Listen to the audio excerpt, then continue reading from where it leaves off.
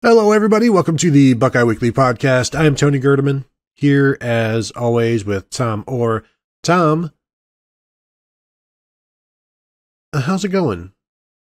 Tony, don't keep me waiting. Can't wait to talk once again about the Ohio State-Arkansas State game. Got to rewatch, see some different things, because I'm on the field, and a lot of times I see stuff that you guys don't necessarily see, but also there's a bunch of stuff that I don't get to see, and I didn't get to see the replay of the Marvin Harrison touchdown that wasn't, for example. It was like, on the field, it was like, yeah, I mean, I thought that was a catch, but maybe not. I guess I must have seen that wrong, and it was like, nope, that was a catch and a touchdown. They just decided, I don't feel like he's earned it. I think they should do something else now. Yeah, that's an interesting one that I will bring up first. That way you don't take all of my things. But basically, this is our rewatch episode of the Buckeye Weekly Podcast, where we go back and tell you, gosh, this is something I didn't notice, or reiterate something that we did notice, just something that, 5 things each, turns out to be around 10 things that we caught on the rewatch and then want to talk about. And the first one, Tom, replay has not been good to Ohio State this year already. You go back to the diving catch against Notre Dame that hit the ground and the ball is moving around at the end of the third quarter, end of the first quarter, end of one of those quarters, where it could have been looked at during the quarter and during the break, and probably was, and still came back as inconclusive or whatever. The targeting on Jackson Smith and Jigba that week as well could have been reviewed, wasn't, and so there's 2, and then. This week, every time I would write about, hey, Marvin Harrison had 3 catches, he's the second Buckeye to do that, everybody would respond with, *4. And it's like, no, catch the ball, he dropped it on the sideline, or he dropped it before he got into the end zone. Because where we are in the press box, we've got TVs right above us, but when it's bright during the day, you can't see anything. I can't even see my computer screen, hardly, when you're in that first row and the sun is just blaring down on you, so you can't see any replays. And, so it's like, you people are just nitpicking, okay? Like, catch the ball and this wouldn't happen. And a couple plays before that, he hurt his hand, had to leave the game, came back in. Clearly this is just an issue with his hand. But then I see the replay, and it's like, no, you got this wrong, replay. Was this a replay? Did they replay this, Tom? Tony, they replay every play. They look at every play in the replay true. booth, allegedly. This was one, Mike Pereira or whatever his last name is, who's the officiating guy for Fox, he kind of goes out of his way to not go, wow, these morons really screwed this one up. And it was about as close to that line. It was kind of like, boy, there's a catch, there's a foot down, there's a, move related to the game, football-like move, there's the ball over the end zone. I don't know what they were looking at there. It was kind of like, oh boy, that is about as badly as he's going to blister the paint off the officiating crew. So yeah, that was, and this is one of these things where it didn't end up mattering at all. Not the most egregious incomplete, completed pass that was incomplete that has happened to Ohio State in the last few years. So they have that going for them. Well, Tom, let me just stop you there, because also I have in my notes, don't get me started on the Clemson game. All right, so especially with some of these catches that we have seen this season by other teams. I don't know, was it Illinois where a guy gets hit, takes a step and a half, gets hit, and they call it a fumble, and they replay, says, yeah, no, that was definitely a fumble. And you compare it to what happened in that Clemson game, where there's 3.5, almost 4 steps with the ball before it gets knocked down. It's called an incompletion. And you would think with this Marvin Harrison, where he moves forward and the ball crosses the plane, like the play should be dead at that point. There should be no ability for it to be an incomplete pass, because he makes a football move into the end zone. But I don't understand 2 things. I don't know what a catch is, because replay has confused me on that. I have no idea what targeting is, because replay has totally confused me on that. Was it Florida and Kentucky where the Florida defender just blasted Kentucky quarterback Will Levis right in the chest up into the head, and they review it, and there's no, there's no targeting there, and you're like, but he almost killed that man. But no. Yeah, this was one where my wife was sitting in the room as I'm watching the game last night, and she goes, "Wait a minute, I don't understand. How was that not a catch?" And I said, "No, I think it was a catch." She's like, "Well, why did they not rule it a catch? What did they not see?" And it's like, I don't know, because here's the parts of the catch. Here's what you need for a catch. And it was like, she was, but I don't understand. Like, it was all there, so why would they not have done it? It was like, I don't know. Yell at them. I don't know. What do you want out of me? It's like trying, and it was like trying to explain the balk rule. Like, well, why was that a balk? It was like, well, he did the thing with the hands and I don't know. So yeah, it was that one was pretty egregious. The other one, this will transition nicely into my first one. So you want CJ Stroud running the ball, huh? Okay, Ohio State fans, here you go. He's going to get blasted 2 yards out of bounds after Mayan Williams gets draws Mayan Williams got shoved, kind of close to the sideline, and that got 15 yards. And then CJ Stroud gets drilled by 2 guys 3 yards out of bounds, and no flag. Like, what? Like, the Mayan Williams one earlier was like, you probably didn't need to call that. And then the CJ Stroud one was like, oh, you definitely needed to call that. And then, nope, no call. Like, no one knows what targeting is. Apparently, no one knows what a late hit is either. So that was real fun. But, before we move, I want to get the rest of my point out and you can address whatever you want after that. But, this was another week where, CJ Stroud, it would probably be good if there was a read play called for him. It feels like there are not really reads called for him. He's just kind of like handing off, and, no one is respecting the read. At some point, he's going to have to keep it on the read. But, right now, he's using his legs in a way where he's just keeping plays alive. There was another one where he just kind of rolled out, bought some time, and then hit someone down the sideline again for a big gain or a first down or something like that. That's where he's using his legs right now this year. Just buying time, extending plays, letting his receivers get open to pick up first downs. I don't think you want CJ Stroud running the ball that much, because you're putting him at risk of getting hit, and then one hit knocks him out, or he sprains an ankle or breaks a collarbone or whatever, and then that kind of maybe changes what this season looks like for Ohio State. So I don't know that you really want him running that much, especially against Arkansas State, where I think you pull the read at some point in the game, maybe Wisconsin, something like that, where now it changes everything, and now you've got to adjust things. Defense has to slow down a bit. The hit out of bounds, I wonder, because that first one to mine was very soft, and I wonder if the refs kind of got together and were like, that one was a soft one. We need to make sure next time that it's legitimate. And then the next one happens, and they're like, I don't know. And like, if that Mayan Williams hit had never happened, that one is definitely getting a flag, I think, because it was just odd. And that was one where you're just expecting it, because the quarterback gets hit a yard out of bounds. Like, well, this, and it was more than one guy, and like, well, this is going to happen. And then you're just waiting, and like, did I miss a flag? Is it on the sideline? No, that's a Gatorade bottle. What is? And yeah, I was surprised by that one. I will go with another CJ Stroud thing here. Tom, I have decided I am turning over a new leaf when it comes to CJ Stroud. I am no longer basing my opinion of his play based off of what he's done previously. It's that first game, he completes 71% of his passes, 2 touchdowns, 200 and some yards, a very good performance. But for CJ Stroud, it was like, well, he did throw for 71% of it, complete 71% of his passes. I guess that's good, but overall, it was kind of eh.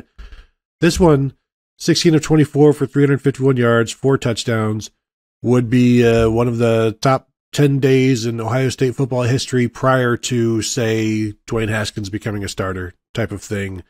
The play is very, very good, very consistent. Yeah, but, you watch it, it's like, yeah, but, what, 67% completion percentage. He had some throws that were behind guys. He bounced one.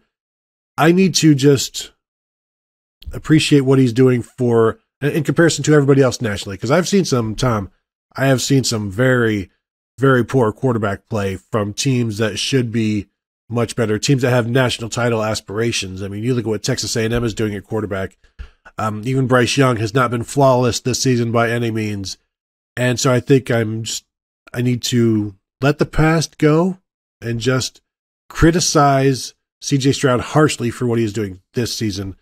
But also just, 16 of 24, anytime you are averaging more than, 16 yards an attempt or whatever, that he, in 19, 20, over 20 yards of completion, that's fine. That's just fine. That's all you need in order to win. So he's doing really, really well. And the past is the past. We're dealing in the present here, Tom. We're not here, as we know, to talk about the past. CJ Stroud seems like he might be a little bit of a victim of just expectations because, anytime you have a second-year Ohio State quarterback, I think back to Justin Fields coming into the 2020 season. He was coming in off of a year of 41 touchdowns and 3 interceptions. And it was like, wow, think about how much better he'll be this year. It's like, I don't know if it's mathematically possible to be that much better than that. And, CJ Stroud's kind of in the same way. What was the last thing everyone just saw from CJ Stroud? 573 yards and 6 touchdowns in the Rose Bowl. It was like, wow, he'll be even better than that every week this year. Has anyone ever averaged 600 yards a game and 6 touchdowns? Wow, he'll have 72 touchdowns and I can do math. 7,200 yards receiving at the end of, or passing at the end of the regular season, and then potentially you got 3 more games after that. So man, first 9,000 yard quarterback with 90 touchdowns in a season. That's a good baseline expectation. And then when he doesn't live up to it, it's like, what's wrong with CJ Stroud? It's like nothing's wrong with CJ Stroud. He's fine. Just also he's not playing without Jackson Smith-Njigba. Do you think that might help a little bit? Because you have had 2 of the 4 wide receivers who are kind of projected to the top of the depth chart, between him and Julian Fleming, and they have a combined 2 catches for 4 yards this season through 2 games. So, Marvin Harrison and Emeka Ibuka have done a very nice job picking up the slack and have been putting up big numbers themselves. But, you're still playing without a couple of those guys, and I don't think they have reached particularly deep into their bag between those 2 first games, because the first game they were being a little conservative because I think they figured out that Notre Dame was not going to score any points after they got to 10. And then the second week it was like, well, it's Arkansas State, so how much do you really need to break out? And the answer was not that much. So yeah, I think CJ Stroud is officially probably should not be a big concern for Ohio State fans. There's your hot take of the week. On the other side of the ball, we talked on the post-game show a bunch about Denzel Burke, and it was like you remember the old Southwest Airlines commercials, the wanna get away commercials? Like Denzel Burke had a wanna get away drive at one point and just didn't look sharp. We talked a bunch about him on Saturday. We did really not talk that much about Cam Brown. Cam Brown was really good on Saturday. He had, I think, one play where he gave up had a missed tackle, and I think it was the 1st and 20 play, or 2nd and 19 or something like that, right after the Jerron Cage offsides penalty, and he just missed a tackle, and the guy picked up a first down on 2nd and 19 or whatever, which is not a down and distance you should be giving up first downs on. But outside of that, he was really good. Just a bunch of very sure tackles, a bunch of it's 3rd and 4. And they throw a 2-yard pass, and Cam Brown is there immediately, makes the stop, very sure tackling. I was very impressed with Cam Brown. He looks like kind of what we've been expecting from Cam Brown for a couple of years, and he hasn't been healthy. Well, now he looks like he's healthy. Going back and rewatching, I was really impressed with his play on Saturday. Yeah, I like that one because the missed tackle really stood out because he's been rock solid all season long, all 2 games.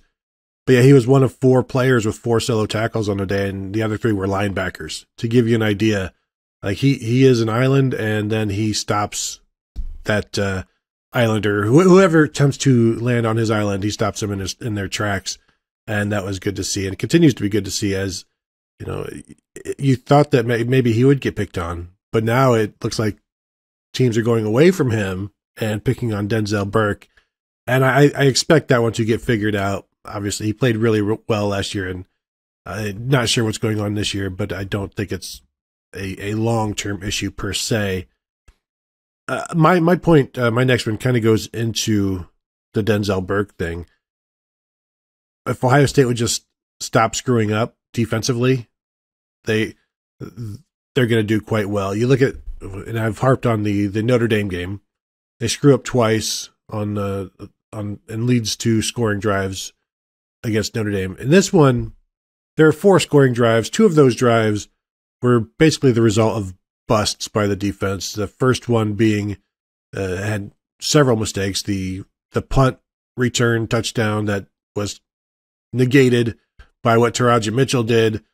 So that's a bust on the defense essentially. And Denzel Burke then gets a pass interference play called, and then another one that gets declined because of the catch. That one leads to 3 points.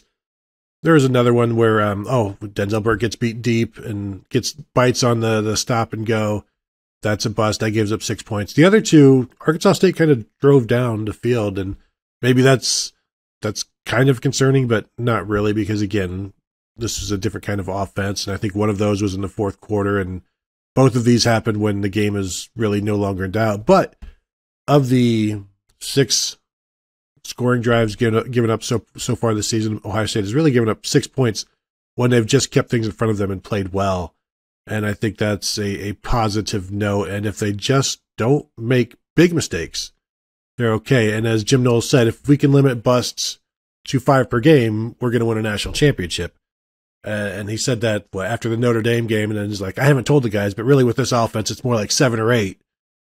But, clearly the results are there. Just don't enough with the penalties, and don't give up big passing plays. And really, it's going to be hard to beat them, I think. Well, I had a note here on the penalties, and I'm just going to segue off of yours, because then it's you being negative, and I'm just sort of following up on your negativity, and then I'll have a positive thing in a minute. Boy, there are a lot of veterans making real boneheaded plays on the team, aren't there? Like Teron Vincent, unsportsmanlike conduct. Xavier Johnson, unsportsmanlike conduct. Offsides from Zach Harrison. Offsides for Jerron Cage. It's like a lot of those are just focus and discipline penalties. Denzel Burke, pass interference is like, okay, I mean, that's in the heat of the play, and sometimes you're trying to prevent a guy from beating you, and so I don't necessarily chalk those up to focus and discipline, but it's just, there was some focus and discipline stuff from guys who were old enough that they should know better. Like freshmen doing stupid stuff is one thing. You shouldn't have that from veterans. So I am quite certain that is something that has been brought up inside the program, and we've seen on-field accountability about guys not playing as much. I didn't even mention Taraja Mitchell on that punch shield penalty. Like that was just that's a turnover. That was just a turnover right there, because you know the rule. You just didn't follow the rule. So yeah, there's just a bunch of kind of silly stuff going on with some of those veteran guys, which again, I'm sure that is being cleaned up as we speak actively within the program. But that was something just to sort of piggyback on your negativity there. Now, to give people a little palate cleanser after all of your negativity, your pessimism there, I will share that, boy, there was some nice play calling on Saturday. They had the thing where they ran a toss play to Mayan Williams for a nice gain, and then immediately the play after that set up going the other way, a fake, a play action kind of fake toss going the other way, suck the linebackers up, and then open up a really nice long pass to Cade Stover. I paused the TV, I wrote this down, and then immediately unpaused the TV, and then Joshua Perry goes, wow, that was a really nice toss play to set up. I was like, oh, well, thank you, Joshua Perry. Now everyone will think I'm copying you, but really, you were copying me. So, but yeah, no, I think that was something I talked to Ross Fulton about last year, about, the use of constraint plays and having something go, you do one thing and then you do a play off of that. And they didn't necessarily always do a great job of that last year. It felt like they did a very nice job at some points on Saturday with that kind of stuff.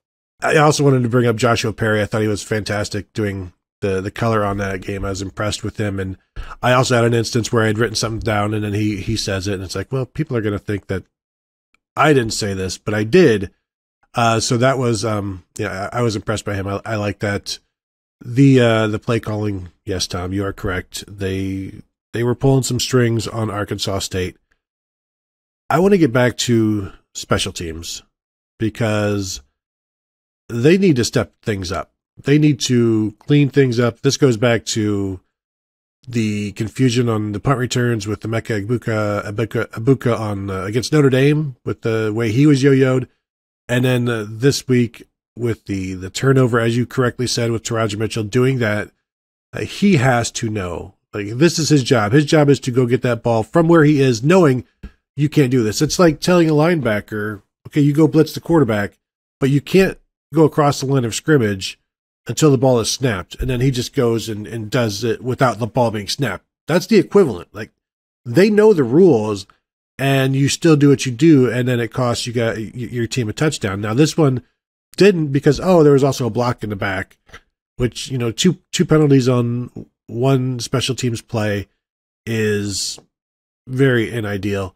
And so that's, they need to step that up, because it doesn't hurt them against Arkansas State. It may lose the Michigan game for them. stuff like that. And so I think that one is, you can't have it, and if you continue to have it, you've got an issue. And that's 2 games now where special teams haven't been great, and you have a dedicated special teams coordinator in Parker Fleming. And sure, maybe early on it's tough to get everybody to gel, but again, like you said, these are veterans making mistakes. And I'm not putting the Emeka Egbuka punt return situation in the first game on him because he's not choosing where to line up. So you've got veterans making mistakes and coaches making mistakes, and that does need to get cleaned up. Yeah, it does. And, they had a kickoff out of bounds. I had a note here in the first, after the first kickoff or two that Jaden Fielding should change his name to Jaden Not Fielding because the ball's a touchback, so you don't get to field it. And then he kicked the next one out of bounds. It was like, well, can't use that. But now I did, so there we go. Everything worked out just fine. There are definitely some things, you had a missed field goal in the first game. It's not, there's not a crisis right now, but it doesn't look quite as sharp as you'd probably want it to. This is not the point of the year where it has to be firing on all cylinders. We'll see where it looks, what it looks like in a month. If some of the stuff isn't cleaned up in a couple of weeks, then at that point it becomes a real concern. But, does it require personnel changes? Does it require just guys being more focused and disciplined? Whatever it is, you just got to get that stuff straightened out. Because, yeah, you're right. It's not going to cost you against Arkansas State. It's not going to cost you against Toledo. But at some point, you're going to start playing teams better than Arkansas State and Toledo, and then that is when it will cost you. I will continue to contrast Tony's negativity with my optimism, my positivity here. Man, there was a punt right before halftime, and I meant to talk about this on the postgame show, and I didn't. So I posted a series of photos of it on Twitter. It was just a fantastic, just athleticism, awareness, right punt down. Jesse Mirko hits it. It hits maybe I think it either bounced once or he caught it in the air. Josh Proctor goes up at like the 3-yard line, catches it. His forward momentum is taking him toward the end zone. Jaden Ballard is standing there at the goal line and just stops him. And Bradley Robinson grabs him to keep him from having his momentum carry him into the end zone. Ball ended up getting spotted at the 3, and it was right at the end of the half. So I think Arkansas State only ran one play. So, it didn't have the long-term impact that it might if it was like a real field flipper or, pin them real deep and give yourself a chance to score a touchdown at the end. But it was one of those plays that I don't think people understand how difficult it is and how athletic you have to be, and also how quick thinking you need to be to recognize that and be in the right spot and, stop him, stop his forward momentum. That was just an incredibly impressive play that I think just needs to get recognized amidst, all of Tony's negativity about the special teams. That does feel like that earns a little bit of, deserves a little recognition. Absolutely. And you're 100% correct. Because how often do we see that guy just go into the end zone? His momentum carries himself into the end zone and it's a touchback, or knowing that he can't stop it. So he tries to bat it back into the field of play and it never gets batted correctly. So I like that. Basically, you have one gunner who is designed to go get the ball. The other gunner is designed to stop the other gunner from going into the end zone. So you send the fastest gunner to get to the goal line to be that last line of defense, and the slow gunner being Josh Proctor. There, you get the ball. I'll stop you. Bradley Robinson will be there to pull us back in, and boom, let's go do it. Because at that point, nobody's interested in fielding the punt except for Ohio State. So yeah, fantastic job on that one. I agree with you 100%. My last one, Tom, is a positive thing. I'm liking what they're doing with Steel Chambers and Cody Simon, and we mentioned that after the game. But the more I think about it now, it's a great way to get Cody Simon on the field, and he continues to play well. Had a couple of tackles for loss almost immediately in that game. He's standing out. It's not like last year where they would just put guys out there, new guys will come in, and maybe the play drops, or like the level of play drops, or it's like, well, why are these guys out here? When Cody Simon goes in for Steel Chambers, you don't notice any drop. You just notice, oh, that was Cody Simon in there. Like, the defense is still very solid. Oh, I didn't even notice Cody Simon came in, but he's the guy tackling the ball. And the reason I want to talk about it now is because remember talking to Steel Chambers like at the Rose Bowl or in the spring, where he didn't talk about it necessarily in the Rose Bowl, but how worn down he got during the season. He talked about that in the spring, where he just couldn't get as big as he needed to be. Like they wanted him at 232, 235. And by the end of the season, he was at like 219 just from playing so much and not being able to keep weight on. And he was worn down. And now this is a way to keep him from being worn down. And yes, he rotated last year as well, but this is another way to keep that from happening because they know what they've got with him and they can maximize his potential. And it also tells me a whole lot about Cody Simon because we know Jim Knowles doesn't want to rotate and he is the linebackers coach. So it's like, I don't foresee us doing any rotating in the secondary and in the back seven. I don't like it. There's no need for it. I don't do it just to do it. And then it's like the one area of the field where there's rotating is Jim Knowles with Cody Simon. So that tells me a whole heck of a lot about Cody Simon's play at this point because we came into the season saying, well, can Cody Simon get his job back? And then not too far into camp, it's, well, Tommy Eckenberg and Steel Chambers have taken over this team. It's their defense, and you're like, well, Cody Simon is now working with the threes at middle linebacker in one practice we saw, so, what is going on? Chip Trainum is now the number 2 will, and now you see, well, no, Cody Simon is almost like a co-starter with Steel Chambers, and it's because he's playing well. So I just wanted to mention him through all of your negativity, Tom. He's someone who I think it tells me a lot that, those two guys had just stolen the starting jobs away because we went into camp thinking Cody Simon is right in the mix for that starting job. And then, week in, it was just like, and this is over. It's like, what, how did this happen? So that tells you how good Tommy Eckenberg and Steel Chambers have been. And I think you've seen that on the field. And so for Cody Simon now to be kind of in that conversation and worthy of taking snaps away from those guys, that means very good things for Cody Simon. And, got to remember, last year Cody Simon was the starter until he got hurt. And then Tommy Eckenberg took the job. So, it was not a complete surprise that Cody Simon can play at the level of Tommy Eckenberg and Steel Chambers, but it is good to see, and it is very important for Ohio State to have a third guy there. You're not going to get through the year with 2 fully healthy linebackers playing 15 games. That's just not going to work. So having a third guy there who you definitely trust is very big. Can Chip Trainum get into that rotation at some point? Maybe, but yeah, that just to be there right now is big. One thing that I had, and I'm going to piggyback on yours, and then I'll finish with one of mine. But those wide splits on the defensive line, I really like what that does. When you're really just lining up 3 guys there, and you've got the jack kind of wandering around, but you end up with offensive linemen standing there with nothing to do, and like there's no one to block, and then there's someone coming clean somewhere else on the line. That is really opening things up for those blitzing linebackers. We've talked a bunch about the block destruction for the defensive line and how that opens things up for the linebackers, but those wide splits, like you'll get people double teaming one of the defensive linemen and then someone's coming clean. So that's made a really big difference. And, they dominated again for the second week in a row, really dominated things on the ground to the point where Arkansas State ran the ball at one point in the second half. And I was like, when was the last time I saw Arkansas State run the ball? It felt like it was like 2 drives earlier that they had run a ball and picked up 5 yards. I was like, ooh, they got gashed there. That was, oh boy, that was a bad one.